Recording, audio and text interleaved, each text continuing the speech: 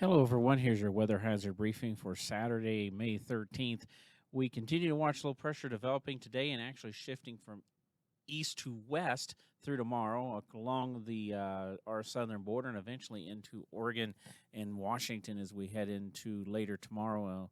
That'll take us into the early part of next week as well.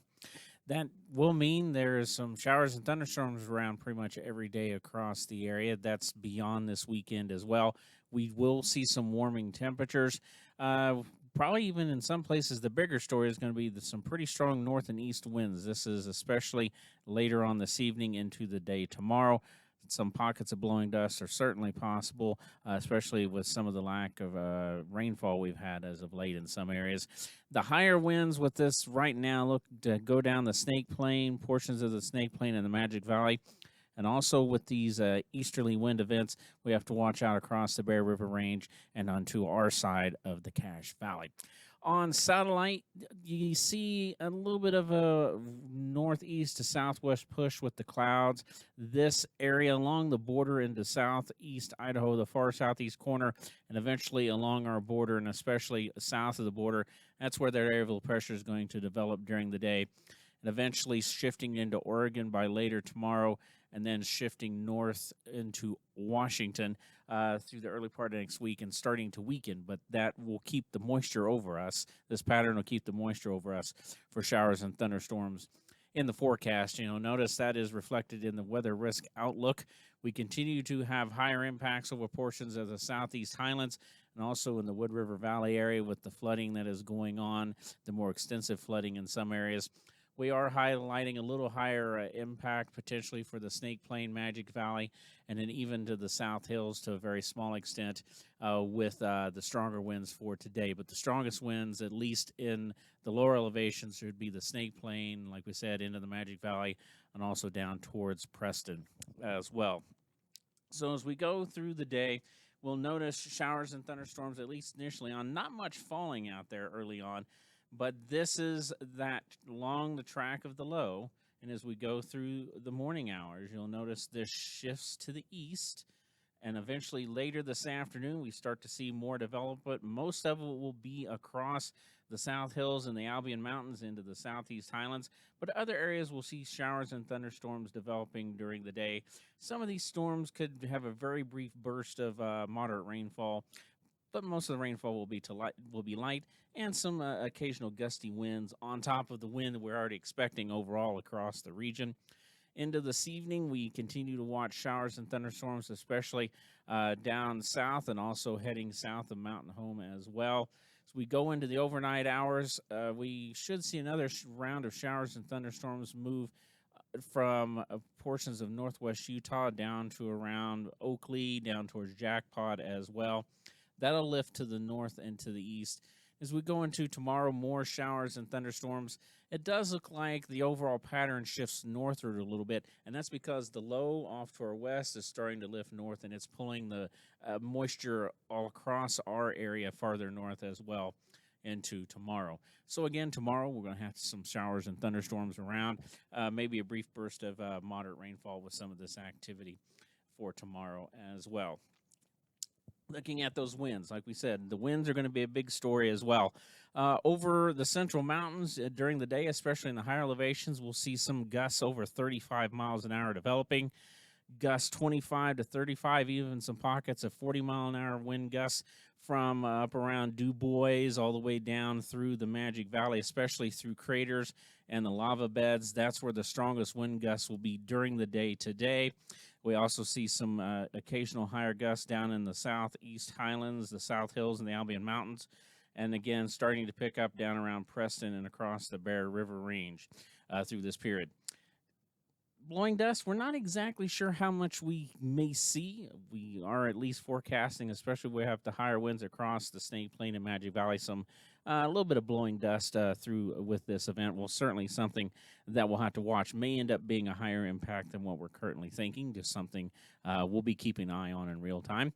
For precipitation amounts, not much going on, pretty much anywhere from maybe a sprinkle to about 1/10 of an inch. A few spots down across the South Hills and the Albion Mountains picking up about 1/10 to 1/4 of an inch, and it's closer to 1/10 to 2/10 and that's on the higher end of things. It's where we might see a little better potential of a little heavier rainfall with some a little bit stronger thunderstorms today, and maybe a few pockets up around Soda Springs heading up towards the Blackfoot Reservoir as well, but certainly nothing widespread. This is a 24-hour period, so this includes whatever falls today and falls later on this evening and overnight across central and eastern Idaho. Temperature-wise for today, we are going to be a little bit cooler today, just a little bit more cloud cover, and that northeast wind typically kind of tends to keep the temperatures down a little bit. But it's still running fairly warm and warm enough in obviously a lot of areas to keep that snow melt and runoff and elevated flooding potential going across the area. Now, into tonight, you'll notice we continue with the strong winds over the central mountains. Some 35 to 45 mile an hour gusts developing, especially up north towards Du Bois in the Arco Desert. And some of those gusts could be over 50 miles an hour at times, not for very long, though, at least during the evening hours. And you'll notice we have those strong easterly winds developing around Bear Lake, but pretty strong over the Bear River Range and the easterly downslope wind into the Cache Valley, and some of those gusts over 40 miles per hour. Once we get past midnight, you can see the really strong winds starting to develop over the Snake Plain all the way up from around Island Park and Spencer all the way down through Shoshone. Some of these gusts 40 to 50 miles per hour. Some of these ridgetop gusts, especially around Howe Peak as well, up towards Copper Basin. Some of those wind gusts over 55 miles an hour. Again, that's way, way up there. You'll notice we start to see the winds ramping up still down south. The strongest winds, again, across the Bear River Range into the Cache Valley, some of those gusts 40 to 50 miles per hour. And there's some indications maybe even higher than that. These easterly wind events down there sometimes have some really strong winds, especially where we have gap winds going through. So we'll be monitoring this to see if we actually need to up the forecast in that area for later on tonight into tomorrow morning. And you'll see those winds slowly winding down during the morning hours into tomorrow afternoon down south. Other areas, you'll see some gusts 25 to 35 miles per hour. And the strongest winds still through at least the morning hours over the lava beds. We'll see some gusts 40 to 50 miles an hour there as well. But the strongest winds will be through tomorrow morning. And as we go into tomorrow afternoon, actually, as the winds weaken, they generally come out of the southeast over pretty much all of central and eastern Idaho. There are the precipitation amounts for tomorrow. Again, that's tomorrow during the day into tomorrow night. Many areas just seeing about a tenth, but you can see a little bit more potential of some areas seeing a tenth to about a quarter of an inch of rainfall. Again, this is kind of aligning with some of the terrain areas, and also here in the central mountains, that's kind of a general upslope flow, even though we're looking at not necessarily bands of showers and thunderstorms. The upslope can help create a little heavier pockets of precipitation with showers and thunderstorms. So again, it's not a lot, but anything with these warming temperatures and such, it just keeps adding to the flooding potential across the area. And one thing we should point out, going back to those winds, is that easterly downslope wind coming off the Bear River Range, and any of those easterly winds down south, especially on the downslope side of any of the mountain ranges, that actually is just going to add even more to the snowmelt potential, because it's not going to allow temperatures to cool off, especially tonight, and that just keeps the warm air going, the warm temperatures going, and that, of course, if it doesn't cool off at night, that doesn't slow down the snowmelt and flooding potential at all. Temperatures for tomorrow, we do pick it up a little bit, some low to mid-70s, more widespread over the Snake Plain and Magic Valley, also from Chalice up towards Salmon as well. We'll start to push out of the 60s over the southeast highlands and up towards Island Park as well. Going into Monday, some 80s returning to the forecast, and you can see temperatures really warm down in the southeast corner. We're talking mid-60s in the lower elevations, low 60s in the mountains. The same can be said at Island Park and also up into the central mountains. And up there, those are only the areas, the really high peaks that we're still may not get out of the 50s on Monday. Tuesday, we continue to warm up. So Tuesday and Wednesday are fairly similar across the area, but warmer temperatures, it's not going to be dry. So we got the combination of wind and what rainfall we have out there, potentially adding to flooding conditions across the area. Looking at our ongoing flooding situation, we continue solidly in minor flood stage at the Blackfoot River above the reservoir. For the Bear River down at the Idaho-Wyoming border, we're start the trend back up from the very bottom end of minor flood stage, pushing well into minor flood stage through the weekend into the pretty much all of next week. Down towards Marsh Creek at McCammon, we continue to be right above action stage, and we continue to see some of the lowland flooding across that area, especially west of I-15. That trend will obviously continue over the next several days. The Portneuf River at Tyhee, we're running right just below the low end of action stage there. We're going to pretty much kind of flirt with that. We probably will go back up into action stage as we continue to warm up.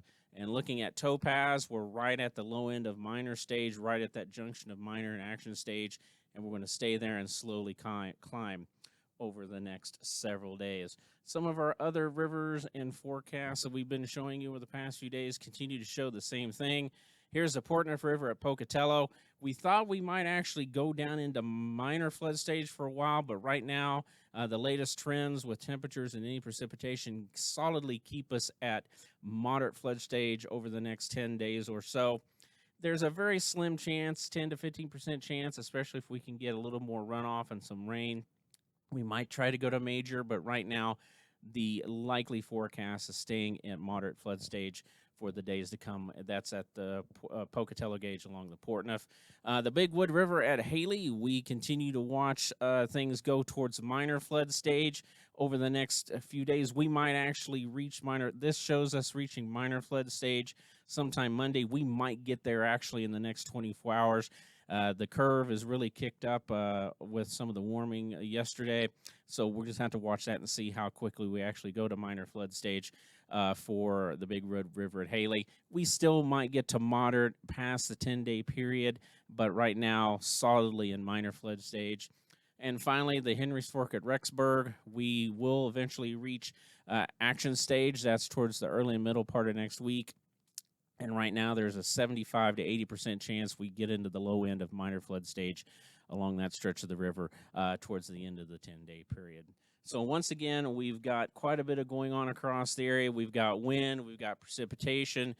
We might see some blowing dust as well. So quite a bit going on across the area, not only today and tomorrow. So certainly pay attention to the latest forecast, whether it's if you're going to be out and about anywhere near any type of waterway, you'll want to keep an eye on the things there. And also showers and thunderstorms. It's that time of year. If you're going to be out and about, you hear thunder. When thunder roars, you go indoors. Have a great Saturday. Have a great weekend, and do stay safe out there, everyone.